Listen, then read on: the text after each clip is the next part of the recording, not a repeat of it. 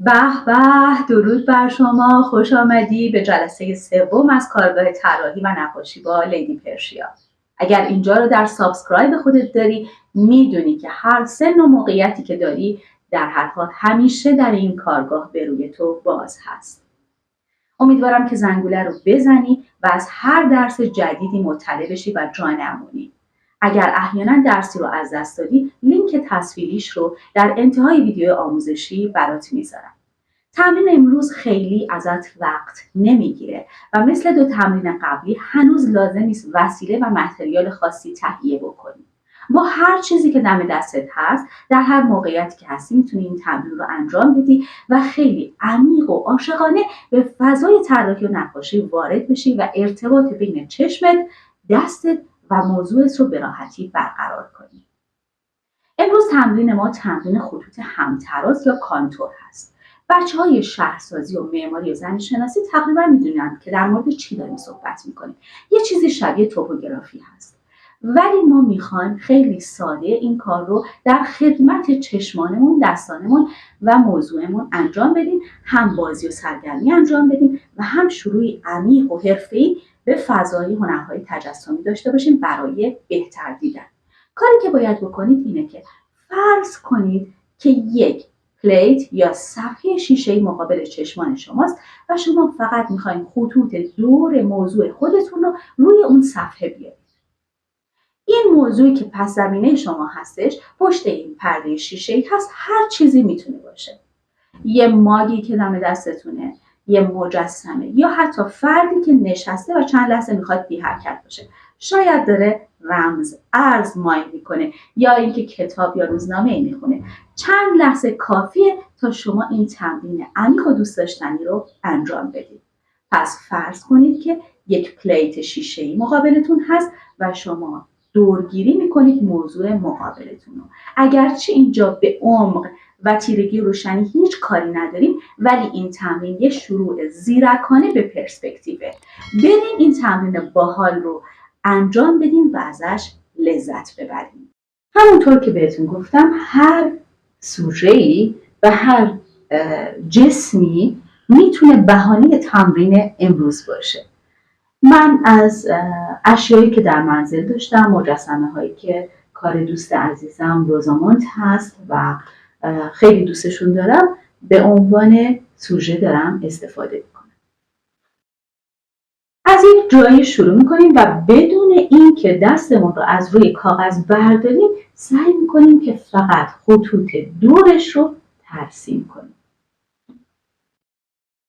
دستمون رو بر نمیداریم و کاری هم نداریم که چی داریم میبینیم، فقط سعی میکنیم تناسبات رو برقرار بکنیم و نزدیک باشیم به فرممون. خیلی ساده و خیلی دوست داشتنی. این کار رو چندین بار انجام بدیم. اصلا مهم نیستش که خطوط روی هم دیگه بیاد یا نه. شما فقط این بازی رو با دقت انجام بدید. سعی کنید که دستتون رو از روی کاغذ بر ندارید.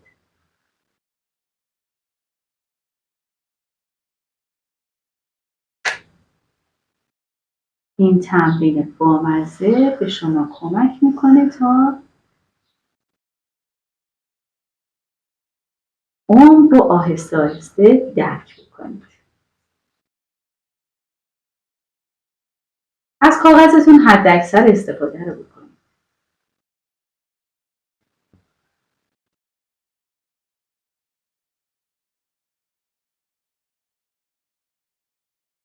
لذت تمرین کردن این هستش که در لحظه باشید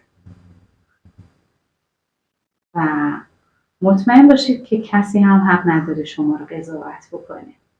شما خودتون و دارید لذت میبرید از کاری که انجام میدید.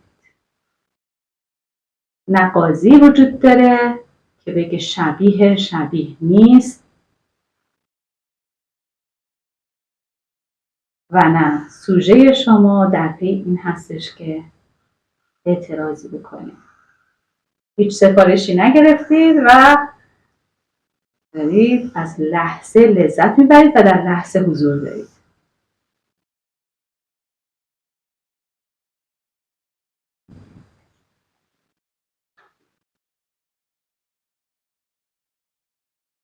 این تمرین رو بارها و بارها انجام بدید و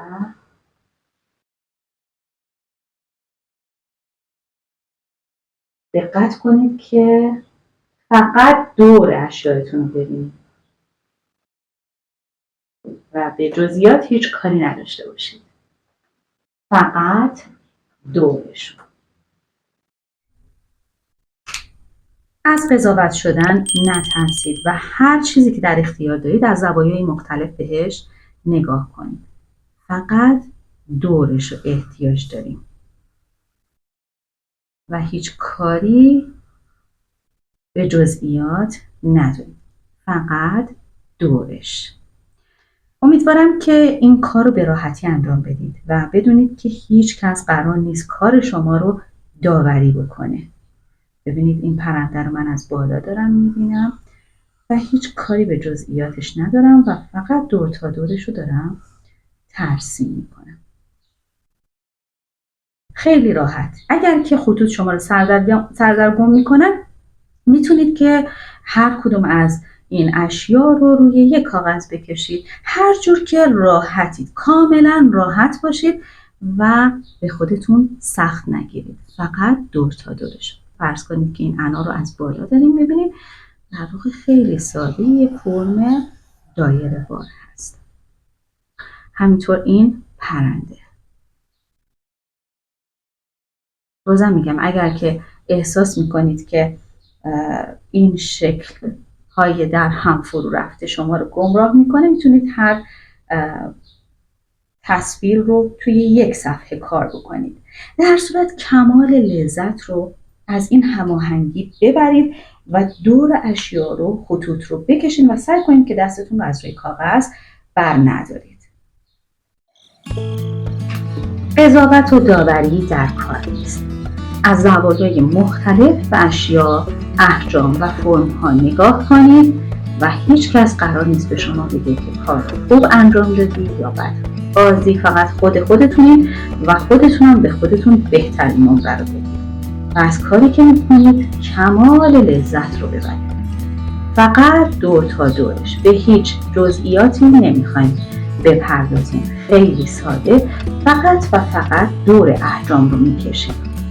سعی میکنیم دستمون رو از روی کاغذ بر نداریم و خطوطمون رو به راحتی بکشیم. اگر که دوست دارید میتونن خطا روی همدیگه بیان طوری که صفحه شما پر از خطوط ممتد بشه. دوست ندارید میتونید هر سوژه‌ای رو روی یک کاغذ ترسیم کنید. در هر صورت در کنار لذت بردن یاد بگیرید. تمام تلاش من این هستش که به شما یک مسیر لذت بخش برای هنر بهتر دیدن رو معرفی بکنم و شما رو در این مسیر هدایت بکنم. کیف کنید از زندگی. از لحظه لحظهش کیف کنید. حتی از رنج هاتون. تا جلسه بعد به زودی میبینم.